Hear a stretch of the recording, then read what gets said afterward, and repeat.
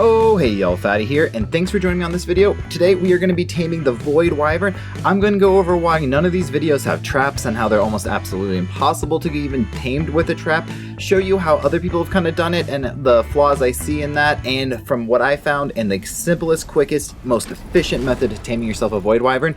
And let's not waste any more of your time and jump straight into it. Like I said in the intro, you just can't really use a trap. First, when I was trying to do this, I just kind of went around and I found one, and I'd bring it back to the very few buildable places I could find. And when you do, the wyverns just don't really like to go to too high of an elevation, too low of an elevation, or too close to the bridges. Like, you can kite them in there, yes, but it's very difficult to get them in there. And even if you do, they can break stone, as you can see in this little clip here, as well as metal, as you can see in this clip here. So really, trapping doesn't really make any sense. Now, I've done it a couple different ways now. So the different ones that I see a lot of people just say is, you know, just to do the little tech suit trick where you know, punch in the air and then you press the map button right away. So that way you can just kind of zoom off, and when you get a little ways, you just hurt them, and when their health drops down low enough, that's when you can start to do the taming process. So with that, it does work, but I kind of find that if the wyvern gets too close, he's going to wreck you really easily with that method. And just getting past him and getting the right angles, I find to be a little bit more... a little harder to do. The timing has to be just right and different things like that. So that's not a bad method at all, but it's not my favorite method. So now that I kind of talked about those methods and how they don't work, I kind of want to talk about what I found and what really worked well for me.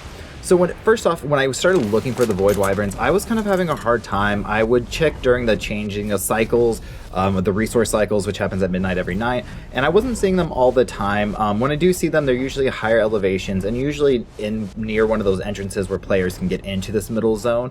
But I really found them way more often when it was a mutagen cycle. Now, I'm not going to guarantee that is true, like that's in the code, that's just how it works.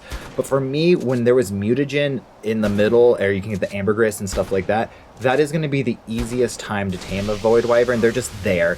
Also, the food is available there, so I think there might be a correlation. I haven't really been fully able to test it, but for every time I went out, I would find multiple on the mutagen cycles, and I wouldn't find any on the other ones. So again, just my personal experience.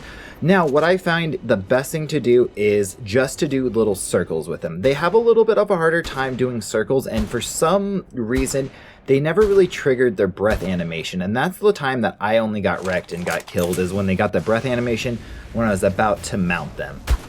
So what I really found is if you just do really tight circles and you have a shotgun, and when I say tight circles, be holding shift, make sure you're doing like your fast sprint, and then hold just a direction and forward at the same time. So AS, or like A and W at the same time, or kind of, you know, forward and left on the thumbstick if you're playing on console. And if you're doing these tight circles and you're just constantly keeping your crosshair on the wyvern, you guys will just do circles around each other. Now, I did not have them bite at me at all. So the only time that I was getting hit is with the breath attack. So if you're doing those circles, they're not going to trigger that breath animation, and they're not going to bite you, and that's going to help. Now, the biggest question I had when I was kind of doing research for this videos and tempting it out other times is I never realized how people knew it was hurt enough. You know, a lot of people said like just go in with the riot shield and check and stuff like that, and that's possible. But what I noticed after filming this and really paying close attention is there is a flash of blue and an animation that happens when they hit that. Now, I don't even know what that trigger is. I couldn't get close enough with like a spyglass because they move around just so much. But I want to say it's very similar to the Reaper, where you're getting them kind of below. A Reaper is like 2,000 health, right? I think this is below 10% of their health. That's kind of the stuff I've been seeing floating around online as well. But what you want to notice is when you're shooting with the shotgun, you're going to see this blast of blue that shoots up from underneath their wings, and they kind of do this like little hurt animation. Now, you have a very short window before they heal up again, before they're not going to let you mount them. So when that happens, if you're spinning in those little circles, just stop doing stop doing the sideways move and just go straight for that wyvern and just hit E really soon, and when you get close to it, you should be able to mount it really nicely. Now, I did this with 3 wyverns on my testing, and I never really had a difficult time with this circle trick. Now, it seems like kind of like an easy method, like it almost seems like it doesn't work, but I guarantee if you go out there and try it, it is going to be so much easier than trying to kite them around with a sniper, get a couple hits, zoom across the map, do it. You can just do circles. Now, I think the highest level I came across when I was just spawning them in or whatever was a level 60, and I was able to do that with only 30 shotgun rounds with a primitive fabricated shotgun.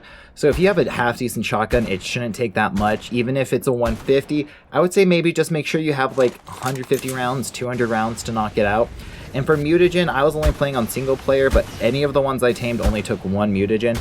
So I guarantee even a 150 on official will probably only take 10 to 15 mutagen to actually fully tame it. So it's not a really huge or hard one to do.